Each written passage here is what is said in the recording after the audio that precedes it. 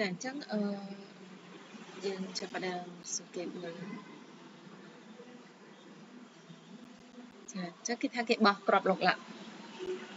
1ចំនួន2ដងណាអញ្ចឹងចំណុចទី1គេរកព្រឹកបាបដែលចេញលេខដូចគ្នា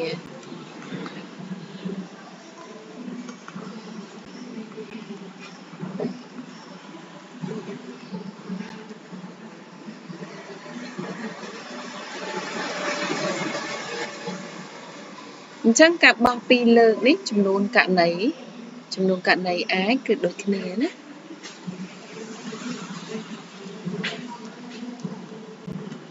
តារូបមន្តប្របាទរបស់យើងចាយើងដាក់ពេលនៃ a អញ្ចឹងស្មើ n នៃ a លើ n នៃ s ចាដោយ n នៃ s ចំនួនគឺយើងអាចធ្វើការបង្ហាញគេបានណាវាស្មើនឹងចាប្របាទនៃការបោះក្របឡុកឡាក់2លើកណាបោះក្របឡុកឡាក់2លើកក្របឡុកឡាក់មានមុខ6អញ្ចឹងវាជាគោលនៃស្វ័យគុណណាបោះ1លើកបោះ2លើកអញ្ចឹងស្មើ6ស្វ័យគុណ2ឬ6គុណនឹង6ស្មើ36ករណីប៉ុន្តែរបៀបថាចេញលេខដូចគ្នាណាព្រឹត្តិការណ៍នឹងតាំង a ព្រឹត្តិការណ៍នៃការចេញលេខដូចគ្នា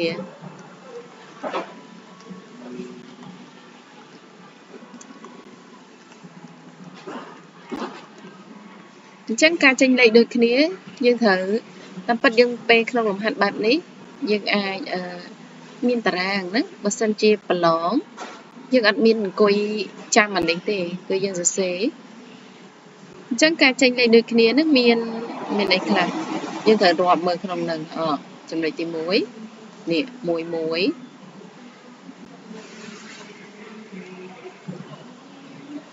នេះ22ចា3 3 4 4 5 5 6 6ណាអានេះវារៀងស្រួលតិចទេទោះបីយើងអត់នេះក៏យើងដឹងថាមានបែបហ្នឹងដែរបាច់សង់តារាងក៏បានតែចំពោះករណីខ្លះដែលគេសួរមកមិនមែនប្រកាសថាអត់សង់តារាងបែបនេះគឺយើងអាចរកឃើញទេចាអញ្ចឹងយើងឃើញថាមាន6ករណីណាអញ្ចឹង n នៃ a យើងក៏6ករណី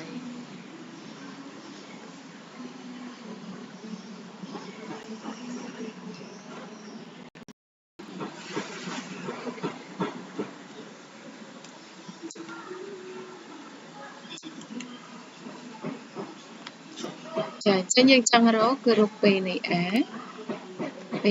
ស្មើនឹង n នៃ a លើ n នៃ s ចាស្មើនឹង6លើ36ឬក៏ស្មើ1លើ6